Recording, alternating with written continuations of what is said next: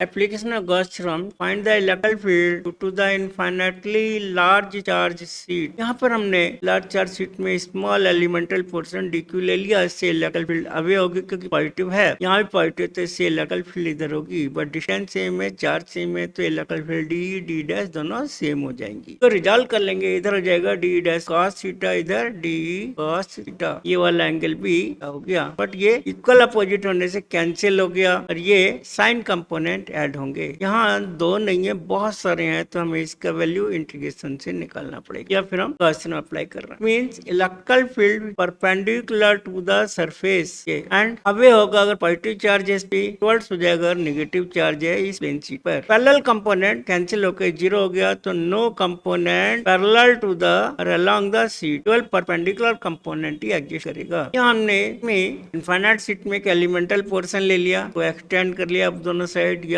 Magnify कर लिया, तो हमको एक सिलेंड्रिकल सरफेस मिल गया। इसका सरफेस 1, 2 और 3 है सिलेंडर का। इसका नॉर्मल इलेक्ट्रिकल फील्ड दोनों लेफ्ट में है, यानी एंगल 0 हो गया। राइट साइड में दोनों राइट में है, यहाँ भी एंगल 0 हो गया। लेकिन ये थर्ड जो पार्ट है, थर्ड पार्ट में नॉर्मल एंड रेडियल वेक्टर इधर है, पर इलेक्ट्रिकल फील्ड यहाँ राइट में है, यहाँ भी इधर है। तो अगर ये एंगल देखेंगे तो cos 90 की वजह से थर्ड पार्ट की वजह से फ्लक्स का कंट्रीब्यूशन 0 हो जाएगा। हम गॉस थ्योरम अप्लाई करेंगे यहाँ, E dot ds q upon epsilon not, यहाँ सिग्मा होता है surface charge density, q upon a या q अपन s सरफेस एरिया। q की जगह लिखेंगे हम सिग्मा s, सिग्मा को बोलते हैं सरफेस चार्ज डेंसिटी, s हो गया इसका एरिया। यहाँ अप्लाई करते हैं Gauss theorem 1 part 1 part 2 part 3। इसमें पार्ट 1 के लिए surface circular part 1 E dot ds, circular part 2 E dot ds, और थर्ड पार्ट के लिए कर्व सरफेस के लिए या q की जगह हमने sigma s upon epsilon not लिख दिया। अभी फर्स्ट एंड सेकंड पार्ट के लिए एंगल कितना है, cos 0 है, थर्ड पार्ट के लिए cos 90 है। cos 90 की वैल्यू 0 होती है, तो थर्ड पार्ट का तो 0 हो गया। E